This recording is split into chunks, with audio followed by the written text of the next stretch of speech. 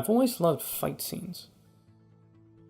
I think to some extent everyone does, but I've always found myself a lot more forgiving of a flawed film if it's managed to effectively execute a fight or even pulled something new from the proverbial magician's hat. Unfortunately, even the best fight scenes and action movies can get shrugged off as simply cool, and little more is looked into why they work and what differentiates them from each other. Hence, I wanted to start this little series because frankly I rather enjoy delving into this stuff and I might as well have an outlet for it. Now, it's likely that the most uttered phrase about action set pieces is that action doesn't matter if you don't care about the story. This is true. But most of the time people treat these elements as if they are separate. Create a good story and characters, then worry about the action. But oftentimes, the secret behind a great fight is creating a good story with action. One of the best examples of this comes from the highway fight in Captain America: The Winter Soldier.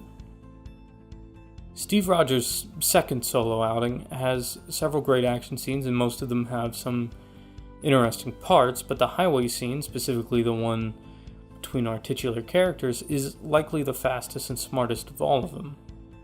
Now keep in mind that at this point in the film, characters don't really have an emotional connection.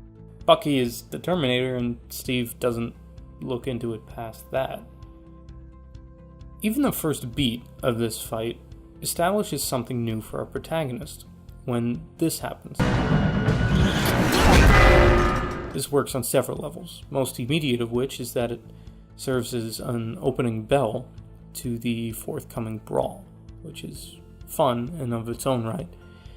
But less obviously is how it relates to an earlier scene. This fight is in the film to establish two things. A, that the captain is more than enough for even the most competent of quote-unquote normal fighters. The Russos made this even clearer by casting St Pierre, a former UFC welterweight champion who is in the running for greatest fighter of all time. And B, that while Rogers is incredibly comfortable with his shield, he doesn't depend on it. That is, until now. This one punch immediately establishes that the Winter Soldier is just as, if not more than, physically and technically capable as Rogers, meaning that Steve needs every advantage he can get. He needs that shield. After this realization, we get a rather fun bit of blocking as Rogers manages to force the soldier into hand-to-hand combat via closing the distance.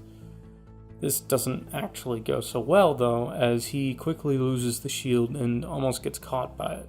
Another note to pay attention to is Chris Evans and also his stuntman's performance in this scene. He never forgets to act while he's executing choreography, and his reaction to having his shield stolen and thrown at him is both a little hilarious and completely in character. Next, we get the famous knife beat, and props to these guys as it's likely the most memorable couple of seconds in any Captain America fight.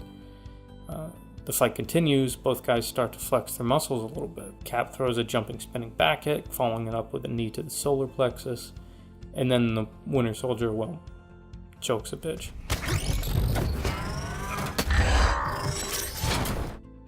We get a reminder of how strong that metal arm is as the pair engage in a little Don Fry versus Takayama action. Look it up, it's actually pretty awesome. Wherein Cap gets van slammed and almost stabbed. But thankfully, the magic of blocking has put Rogers in position to gain a little distance, retrieve his shield, try to disarm his opponent, and ultimately press his advantage.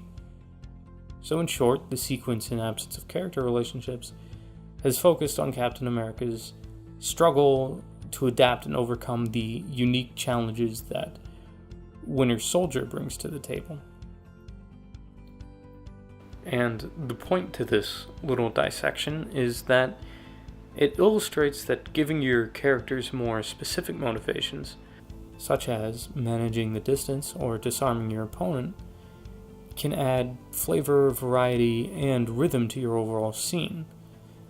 Also, giving your actors very tangible goals while they're performing the choreography helps them perform it as if they are really trying to win the fight as opposed to executing some cool moves.